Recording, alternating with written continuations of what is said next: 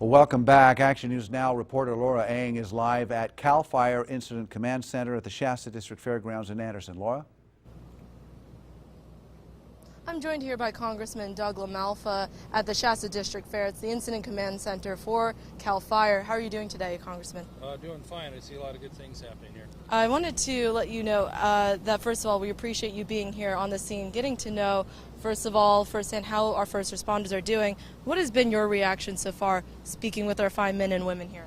Well, again, for all the different jurisdictions with cities, county, state, and federal pulling together, we've seen great cooperation, great interaction on that. Sometimes speaking the same languages can be a challenge in there, but they're doing very well, cohesive on that. You know, our Forest Service firefighters are doing a great job out there next to CAL FIRE, and we have Department of Defense bolstering our California National Guard. So everybody's in on this thing. So it's going pretty well. You know, as we hear that with 27% containment here, that's making Redding and the Redding area much safer. So that number keeps increasing, and that's a good thing. And what is your reaction to the repopulation efforts going on, and in terms of people finally getting returned to their homes, beginning now after this long, arduous experience here? Yeah, for the people that were in the lowest risk areas for evac that didn't actually have to endure fire, it's good to be able to get them back in as soon as possible. Now, on our touring around today and then a couple days ago as well, we see there's a lot of intact homes, but they're interspersed with burned out homes, down power lines. You wonder about the gas lines. So those folks are going to have to hang on longer because it's going to take a while for all that to be checked out and then some of that infrastructure restored to be able to turn on the grid. But we see a lot of PG&E guys out there working hard at it, and some others from out of town, Sacramento and the other utilities that are out there really making it happen on trying to get people in as soon as possible. So again, it's going good. I'm glad folks are getting to go back to their homes and try to get back to normalcy, but they're seeing that their neighbors aren't going to be at normal for quite a while.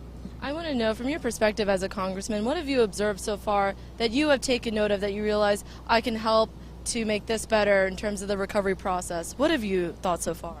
Well, certainly in this role as a U.S. representative, it's what is the federal government's role and how quickly do we expedite that process? The White House responded very quickly to Governor Brown's official request. We'd been talking to him a little bit earlier, making him aware of that. The governor made that request. Now there'll be a second request that has to go out later.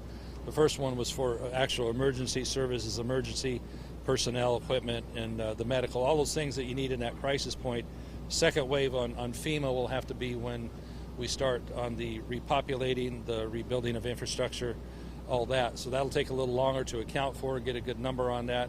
I know the governor will be looking at that and putting that request in. We'll be bolstering that request since we have a good rapport at the White House, and they know us. We've talked to them a little bit already, and we're kind of staying in touch on what's happening there for what we'll be asking them a little bit later. I really appreciate your time. Thank you so much for speaking with me today. Okay. And stay safe out here, okay? Right, thank you. Firefighters are doing a great job. Thank absolutely. you all. We absolutely agree with that, and we want to thank again our first responders. Thank you to all of the residents who have been speaking with us today. This wraps up our coverage here at the Shasta District Fairgrounds here. For now, I'm going to bring it back to you guys. Laura Ang, Action News Now. Thank you, Laura.